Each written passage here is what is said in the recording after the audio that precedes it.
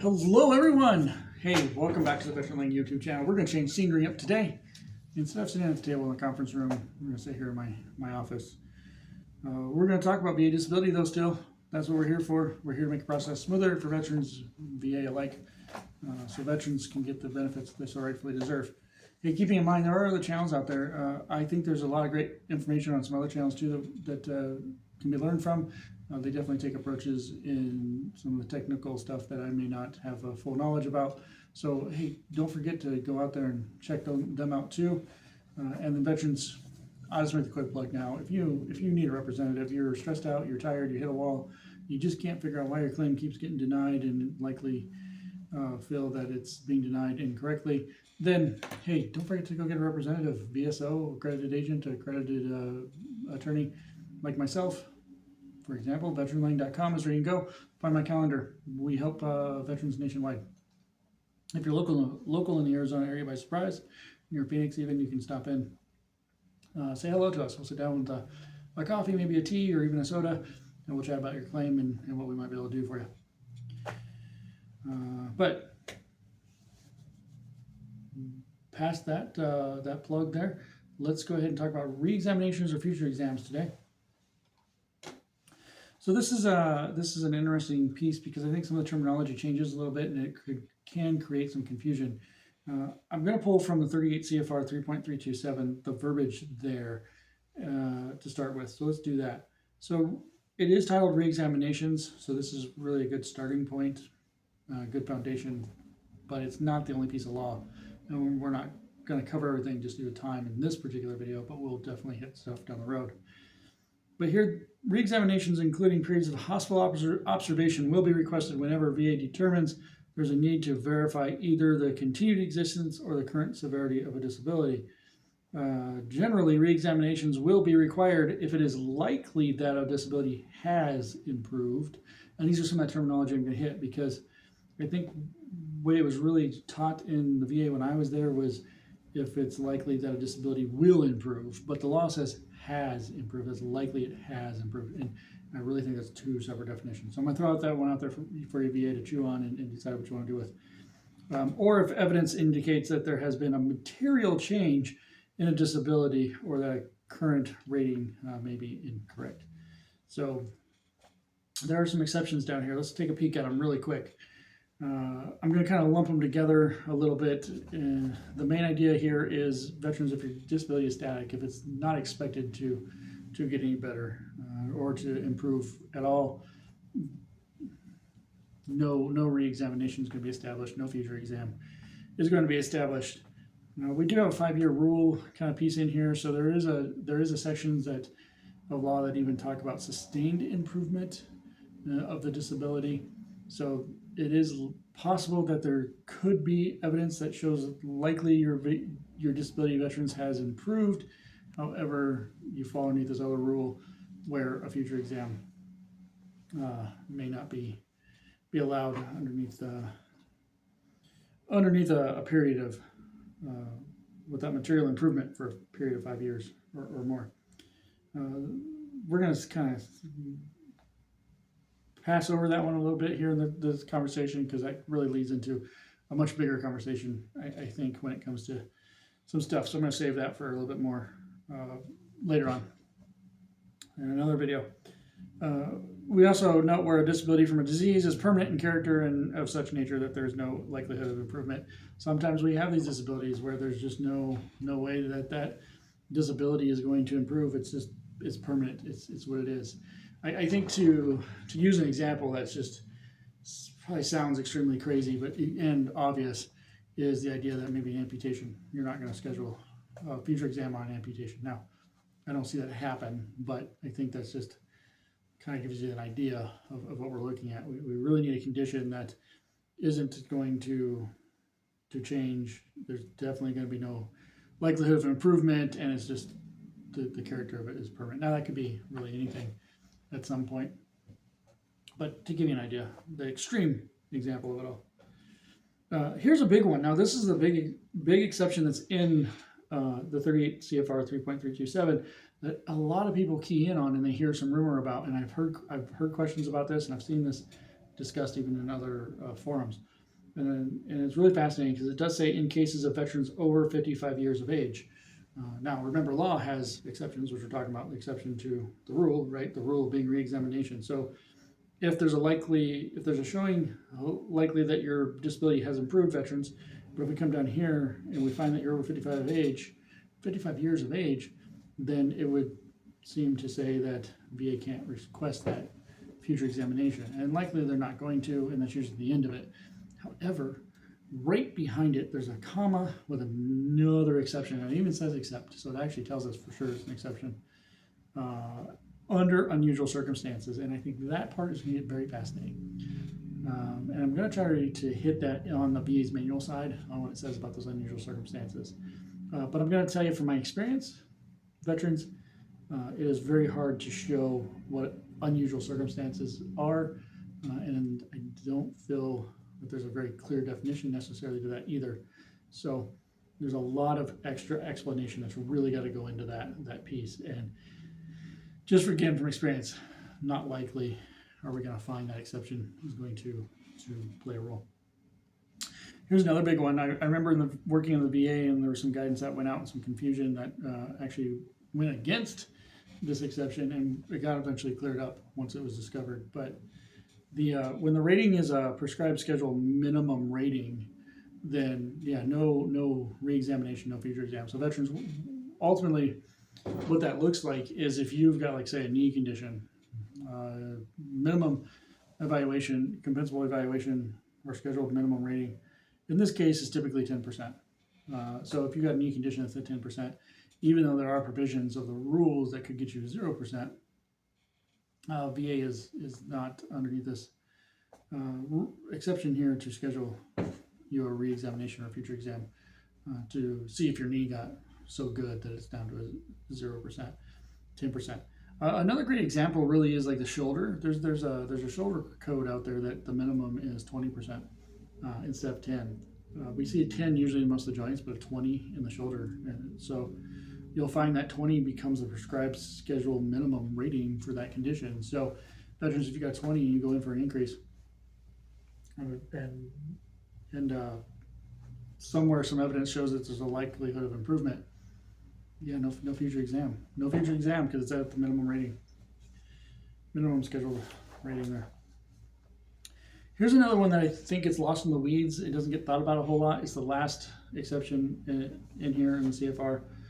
So it's future examination or re-examination will not be scheduled where a combined disability evaluation would not be affected if the future examination should result in a reduced evaluation for one or more conditions. So I think this is one thing that gets forgotten about because you have to do some math on this one. And so when the math is done and you go in and you find that if the disability did, after this re-examination or future examination, did get reduced, which will be reductions, or we've talked a bit about, but we'll talk more about them later on as well.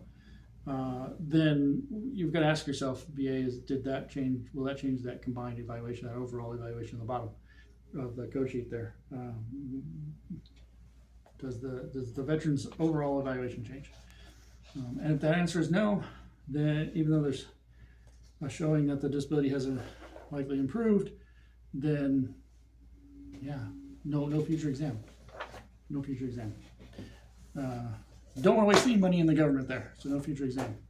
And then benefit goes to the veteran there, benefit of the doubt lands there. So these are some of the exceptions inside the basic rule here. So that everybody's aware of what those are.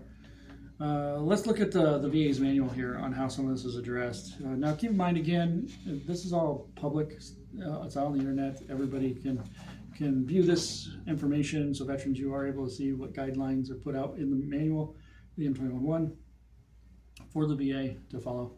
And VA, again, it's out to the public in case your system does collapse or go down. You can also, your intranet sites or links, you can also obtain this outside of, out in the internet world. So just beware of that, so that no reason to stop helping veterans. It's all out there public. All right. Not that you will, but just helping you out here. The manual goes into, now actually let me tell you where this is so you can find it. Manual is M21-1, Part 4, Subpart 2, Chapter 1, Section A. All right. M21-1, Part 4, Subpart 2, Chapter 1, Section A. Okay. Sorry, I think I said that too fast the first time. And for anybody trying to write that down or type that up. The first part of this here really goes into a regurgitation, essentially, of the CFR that we just went over. It talks about when to request a review examination or this future examination. And again, it's likely that a disability has improved. It uses the same language from the CFR. No need to verify either the continued existence or the current severity of a disability. So request a review examination whenever there is a need to verify either the continued existence or the current severity of a disability. Evidence indicates there's been a material change in disability. Again, just the words from the CFR. Again, the current rating may be incorrect. Again, it's a lot of times what we'll see is in some of these first parts in the manual, the criteria or definitions will be pulled directly from the law. So that's what we got there. But what we need to really focus on, and VA, I always caution this too, because I see this sometimes in decisions, especially when we're in the CFR and stuff, that notes get forgotten about, or that have really crucial information in them. So here in this first part, there is a note. It says, do not request a review examination solely to confirm evidence listed in the 38 CFR 3.326B and C that is otherwise adequate for rating. So this is what's interesting here, both on VA side and for veterans here, is I think we get into just kind of following certain motions. And one of those motions tends to be, oh, there's a future exam established, that time, the deadline's up, we gotta go ahead and get that future exam. Not necessarily, and that's really what this part here is saying in the note. So VA, keep that in mind. You're still underneath other sections of the rules and laws and guidelines here to review all the evidence of the record. No quick, easy way out of stuff all the time. Don't say, well, it says I gotta get an exam, I gotta get an exam. No, you're still responsible for reviewing all the evidence of record. So if there is evidence of record, is what this note is saying, that establishes that there's not likely any improvement, or there's no improvement, then do not request that review examination. So veterans, there you go. You even though you have these re-examinations or future exams established in your claims, you can really prove ahead of time through other evidence, especially medical evidence, that the condition that you have that the VA thinks may have improved has not improved, to ultimately stop the examination because the exam is no longer needed. So I want to really point that note out because I think we miss that a lot, and we forget to look at some of these notes that really say, oh, don't forget the other rules. Don't forget the other rules. Now we go further down here in the VA's manual. It does talk about exercising prudent judgment and refer to 38 CFR 3.327B, which is our exceptions that we talked about here, in determining the need for review examination. So the VA is in their guidance to definitely say, hey, don't forget this section. It's very important. It's right there. Take that into consideration. It is the policy of the Veterans Benefits Administration to request future examinations only when absolutely necessary, and every effort should be made to limit cases where future examinations are requested. So I think this is great to actually see in the VA's guidance here is what I'm taking from this and what's being communicated to me is VA, again, look at all the evidence, review all the evidence, make a sound determination off all the evidence of record. Do you really absolutely necessarily need that examination or not? Take every effort to limit the cases. Essentially, every effort you can to prove you don't need that future examination or need that reexamination. I have worked around individuals, unfortunately, who we called them rater haters, and they would just come up with reasons in every little thing that they could think of to just schedule future exams. And I think that's where maybe this guidance potentially came from. Hey, don't be just doing it just to do it. Not every little bit of evidence is enough. You need more. You need more to say whether you need an exam or not. And I think one thing that's crucial here, I'm going to just add a little tidbit here. This is what I would like to request of the VA, and one thing I'd like to see, because I know the system, when the VA does make the determination that a future exam or review exam is needed, there's they click a button in their system and it generates a canned text, like most of the canned text in the conclusionary text you see in the decisions. And veterans, in case you're looking for it, you want to know if the VA has scheduled or is going to schedule, planning on scheduling, let's put it that way, that's better. One of these future examinations, you can look for some text. It says that something along the lines that your condition, the evidence shows that your condition is likely to improve, and therefore that there'll be like a future exam, a re-examination or a future exam later on. When that button's clicked, if nothing's moved around or none of the verbiage is edited or altered, which unfortunately tends to happen when it should be, that's a whole other soapbox. You're going to find that paragraph of veterans at the bottom of the narrative. So go to your condition that's got the narrative. So let's say we're on that back condition here, and then you read down all that other canned text and all the other stuff there. And then right on the bottom, as long as it hasn't been moved or altered, you're going to find that paragraph right before the favorable findings. How do I know? Because that's where the system has always defaulted the placement of it all. So you can always tell veterans right there if the VA has done that. Now, one thing that I would like to put in my request, though, that's where we were going, is the request. VA, when you do this, I think we need to take in consideration of the rules and laws, reasons and bases. Now, I was trained to always just put that text there and move on, and I think it's a little frustrating because when you only got that text, even from the perspective of another decision maker, I don't know what you looked at. I have no idea what evidence you felt as the previous decision maker had convinced you that there was a likelihood of that the disability had improved, the veteran's disability had improved. You really lead me to having to read your mind in a way. And that was a really frustrating part, I'll honestly admit, as a decision maker, as an RVSR, when it came to, oh, okay, so I don't think so. Why do you think so? And then we're like, oh, well, this seems to be a waste of time. Just go ahead and cancel this off. Maybe it was legitimate. Maybe there was a good reason for it, but I didn't spot it in my review, and now it gets missed. The other thing that's really important, though, is that reasons and bases is really for the veterans as well.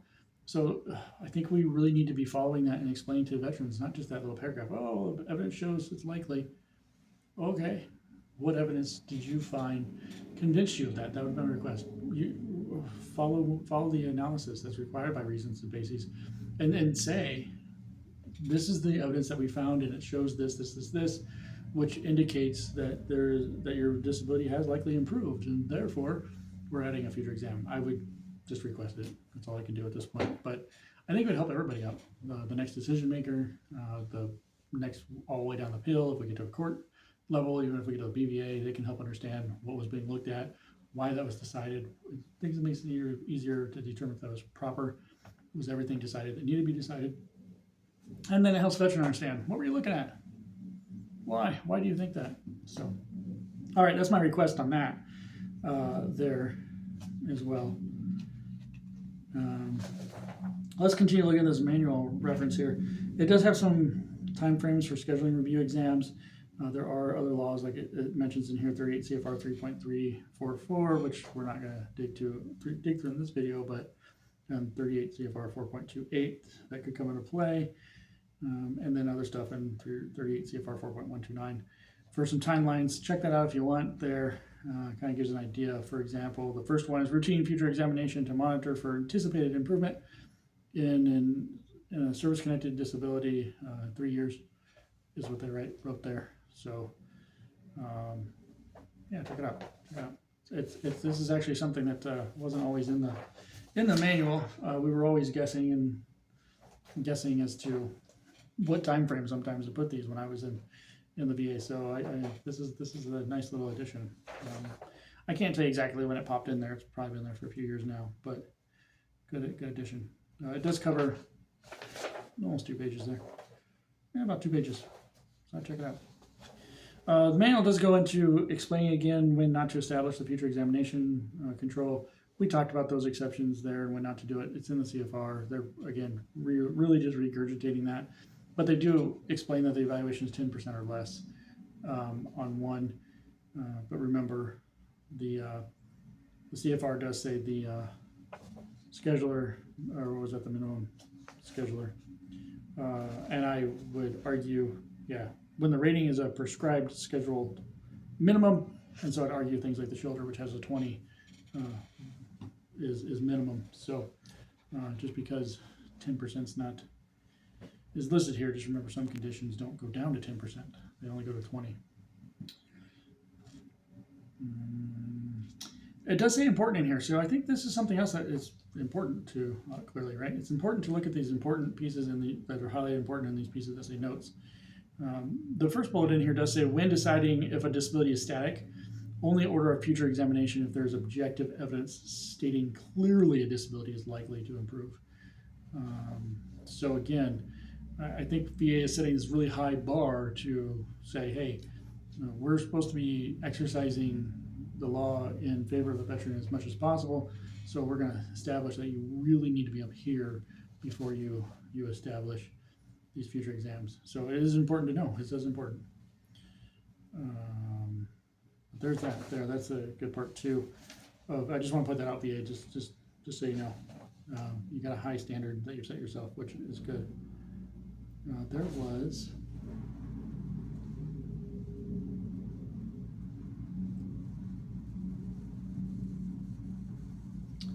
there's some examples in here as well that they have, especially talking about there's one good example in here for the 55 issue. I go check that out. We'll look at it, kind of think it over, because the example they use I think is really fascinating, because it's ultimately the idea that the veteran is not 55 years old at the time, and then the veteran will have passed the age of 55 when the exam is conducted. So not to schedule. Yeah, so not to schedule the examination, not to schedule a future examination when that happens. And I think it's an interesting take on the 55 idea there. But again, really good example to address there. We go into some other pension stuff too. They've got in here.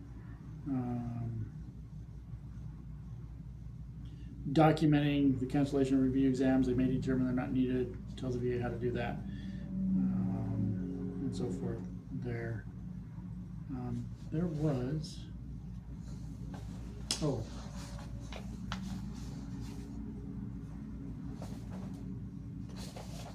Maybe I misplaced in my other notes here, but I know there was a spot in here that talked about those circumstances. The except under unusual circumstances part there, but maybe we'll have to save that for another. Oh, there it is. It's at the bottom of one of those tables. I don't want to forget this part. This is good. So it's a note again. It's a note. All the good information's in the notes. Always in the notes. Whether a case is found to involve the unusual circumstances described in 38 CFR 3.327 in the B2. Fact-specific determination left to the discretion of the rating activity. If, however, a future review examination is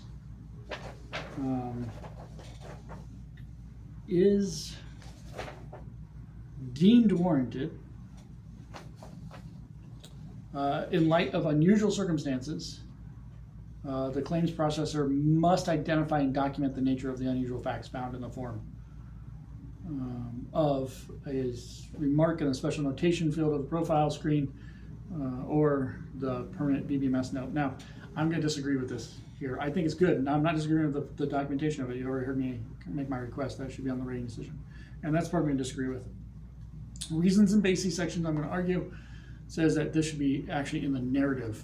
This finding should be in the narrative of the decision and not hidden on some sort of special internal note that no one can see if they don't have unless they have access to it, special access to it. So that part I will definitely disagree with. But however, just note that's our unusual circumstances piece. The VA is trying to say it's left to the discretion of the rating activity, but rating activity, you got to still show you've passed that high bar that was set.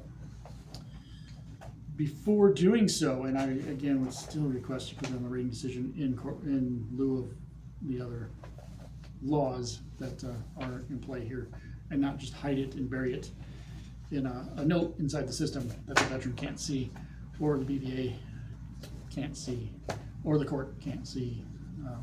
Seems a little shady. But anyhow, there you go. Reexaminations, future examinations in a nutshell. Trying to keep these videos around 30 minutes now. I think when I first started these were about 15 minutes, and that was always my goal. And I'm realizing there's so much information out there that I just love sharing. We go a little bit long. But do know it is possible, veterans, for you to get a future examination or a reexamination on a condition. There are other rules in there I didn't talk about. I'm hoping here soon we can get another video put together that kind of goes into some of that there that I didn't get to.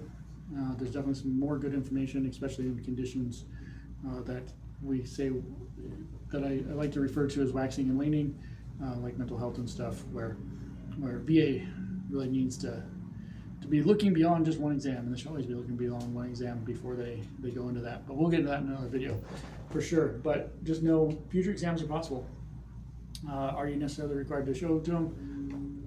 No, but there could be repercussions if you don't. Always get with a representative if you're not sure on that. They can help you out with the facts of your case and determine what the best strategy is there. No, there are exceptions. There's always exceptions to the rules. There's an exception to the exception. We even see it here again. And that exception, unfortunately, is not defined very clearly in this case, but it does exist. So VA, remember, take care of the veteran. That's your mission, to care for the veterans and their families. Look at the evidence in light of the veteran. And remember, future exams likely are not needed unless you've got some really, really good evidence. So, veterans, also remember